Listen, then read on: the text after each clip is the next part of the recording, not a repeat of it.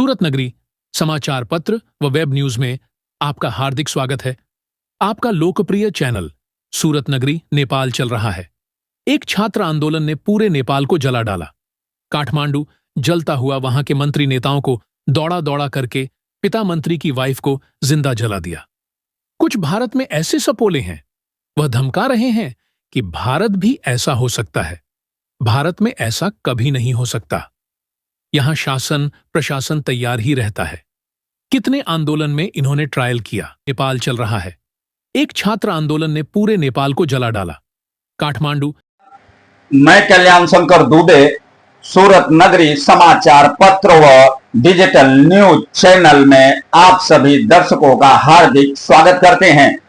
आज हम आपको ले चलते हैं नेपाल।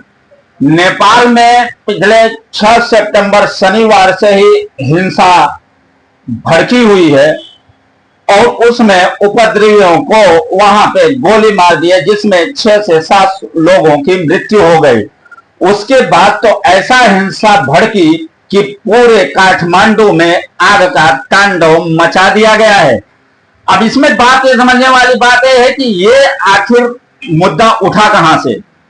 कुछ दिन पहले हम अपने फेसबुक माध्यम और न्यूज चैनल के माध्यम से ये दिखाया गया था कि नेपाल में हिंदू राष्ट्र की मांग हो रही थी। कुछ जो केपी शर्मा वहां के प्रधानमंत्री थे, उन्होंने कुछ ऐसी गतिविधियां वहां को लोगों को ना गंवार गुजरी थी, जिसमें कुछ सामाजिक संस्थाएं उसमें ऑब्जेक्शन ले रही थी। लेकिन केपी ओली शर्मा बीच में भारत से भी बिगाड़ कर लिया था और चीन के झोली में जा बैठे थे, जिससे वहां के जनता में और आक्रोश हो गया।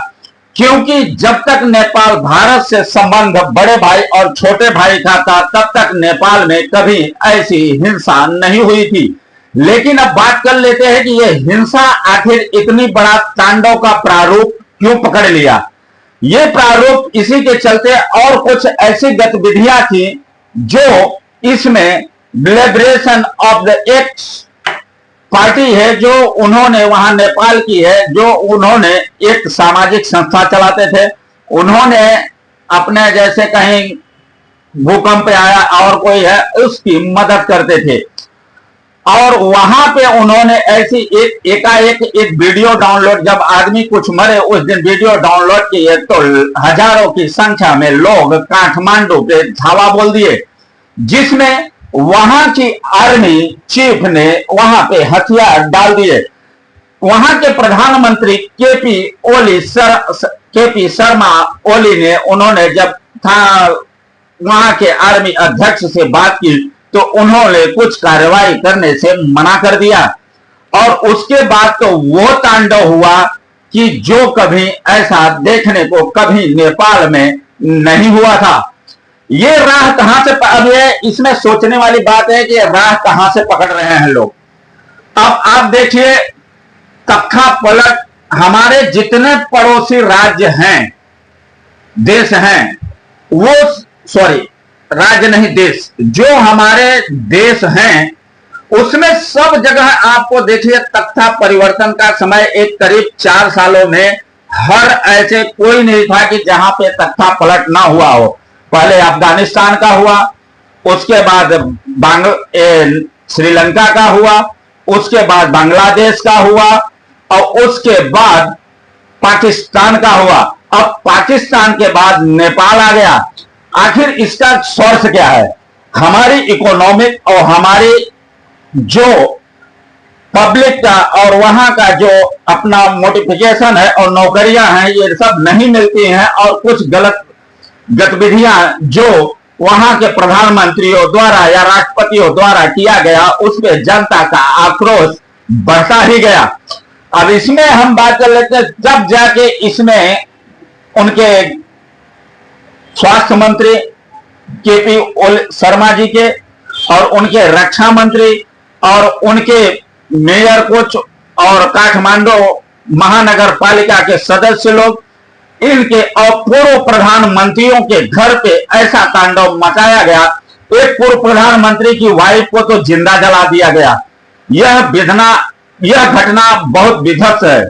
जो हम आपको वह दिखा नहीं सकते हैं अपने न्यूज चैनल के माध्यम से, लेकिन यह एक सोचने वाली बात यह है कि आखिर ऐसी कौन सी ये सेना थी कि जो एक औरत को, आखिर उसका क्या दोष था कि जो उसको पूर्व प्रधानमंत्री की पत्नी को जला दिया गया। ये तो एक विचित्र मनुष्य ही कर सकता है। जो राष्ट्रपति भवन भी जलाया गया, प्रधानमंत्री का निवास भी जलाया गया, और उसके बाद सुप्रीम कोर्ट भी जला दिया गया। आखिर वहां की आर्मी कर क्या रहे थे? लॉ एंड ऑर्डर आखिर उसके कंट्रोल में क्यों नहीं हुआ? कि वहां का आर्मी चीफ यही चाहता था कि केपी ओली शर्मा ये अपना इस्तीफा दें, वहां पे राजगद्दी पे कहीं वो भी तो नहीं बैठने वाला है। देश भर में बुधवार में ऐसी एक घटना काठमांडू हिस्सों में अब कल से मंगलवार से काठमांडू और नेपाल की सेना एक लेटर जारी कर दिया है और उसमें कर्फ्यू लगा दिया गया है।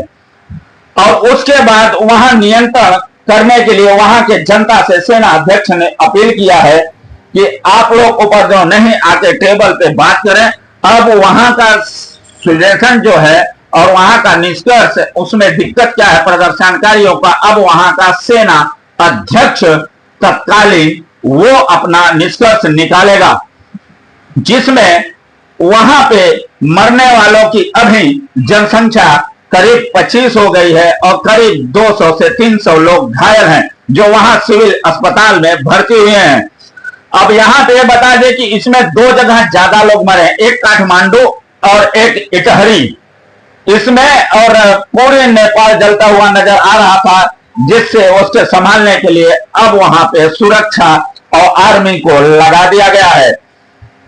अब उसके चलते हमारे प्रधानमंत्री जी भारत के श्री नरेंद्र भाई मोदी ने भी यह वहां पे बहुत दुख जताया और अपनी नेपाल और भारत सीमा को एकदम से सीज कर दिया गया है कि कहीं ऐसा न हो कि आगाजनी और वहां पे सेंट्रल जेल में नेपाल के जो आग लगाई गई, तोड़फोड़ किया गया, वहां से 1000 कैदी अभी तक फरार हो चुके हैं। अब ये देखना है उसमें किस प्रकार के कैदी थे और कैसे कैदी थे जो नेपाल काठमांडू सेंट्रल जेल से फरार हो चुके हैं। अब उनको ये, अब भारत की टेंशन ये है कि वहां के कैदी कहीं खुखार या आतंकवादी कहीं भारत में न प्रवेश कर जाएं। लेकिन 2 दिनों से सीआईएफ और अमेरिकी आर्मी भारत की इतनी तगड़ी जहन जांच हो गई है कि नेपाल बॉर्डर से जो भी आने जाने वाले हैं उनको सख्ती से जांच किया जा रहा है कि कहीं ऐसा न हो कि वहां के भागे हुए आपराधिक तत्व के कैदी कहीं भारत के बॉर्डर से घुस के भारत में ना आ जाए।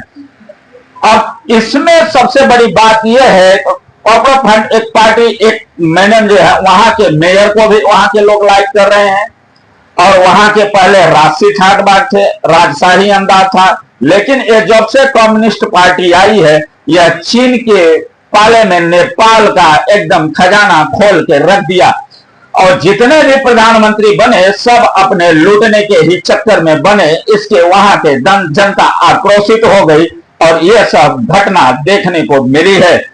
अब आगे क्या होता है वहां की स्थिति नियंत्रण में कैसे जैसे भी होगा हम आगामी आपको यह रिपोर्ट देते ही रहेंगे।